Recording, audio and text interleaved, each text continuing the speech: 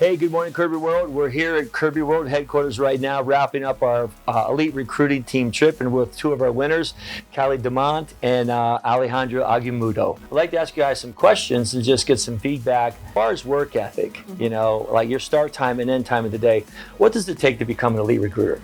A lot of time and dedication. I would say that I am definitely the first person at the office in the morning, getting everything ready, getting things started for this day. What's it for you, Alejandra? Being there before everybody else and leaving the office after everybody leaves. Alejandra, let me ask this question. What's your daily schedule right now as a recruiter when you start your day? My daily schedule, so I start making sure that I have my list ready, everything's printed off, and sections of 10. So I open up my easy texting, get those sections of 10, make sure I highlight them, and then text them, send an easy texting, and then make sure that I call them consistently. So you start your conversation with all the potential recruits through easy texting, get in the call in, and then you start your interview. Exactly. And then what do you do, Kaleigh, in your office?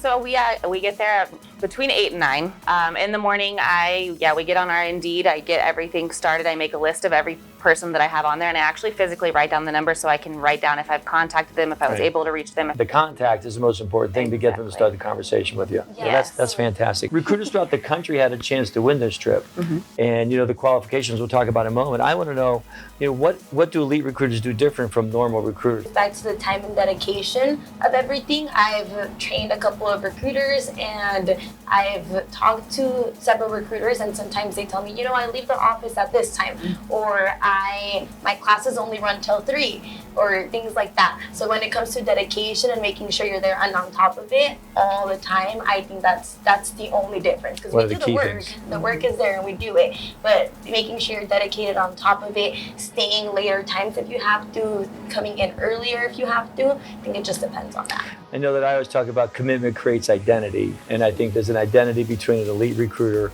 and a normal recruiter. You just do more. I know the market's changing constantly. We had the stimulus checks out there, and there was unemployment was high with COVID and everything.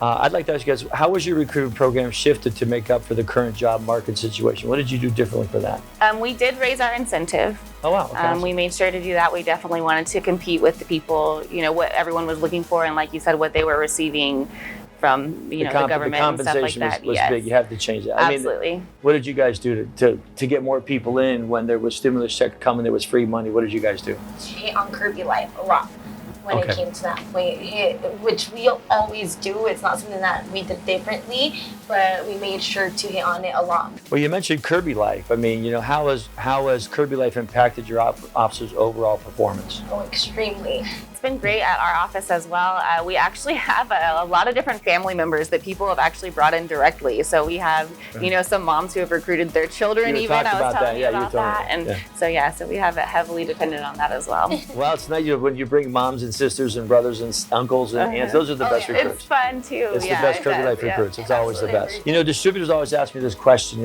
what qualities should I look for in having a recruiter? Someone who's really dedicated. Organization is really important as well. For me, I think it's more like personality. My distributor told me, I had no idea I wanted to be a recruiter, and he talked to me about, your personality. Yeah, just absolutely. Have that outgoing personality, and I think that's huge, especially when you're going to be in a room full of people and you're the one teaching. Question for both of you: what should a top recruiter focus on throughout orientation to make sure their new dealers have a good chance to sell their first demos? Alejandra? Make sure your class is a good class. Make sure they have enough time on the machine. They know how the machine works, and just selling them on the Kirby sells itself. Yeah, I would say making sure that they don't feel silly. That's one of the biggest things is when they walk into a demo. Yes, I want to make sure that they feel confident. How many different methods do you use to advertise to recruit dealers? Indeed. Right. We still use Craigslist. We do use Facebook. And also Instagram. I have people in the meeting. I have we flyer, and I do put signs out as well. So they actually are doing that. They did that yesterday. Yard signs and flyers? We do, yeah. So you've got 6 prongs going out there. What are you guys doing? Absolutely. So we use 2 platforms, Facebook and Indeed.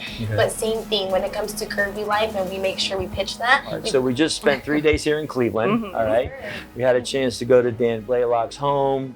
We took you to the Rock and Roll Hall of Fame. We went out to the Punch Bowl and had a crazy time there, a great time.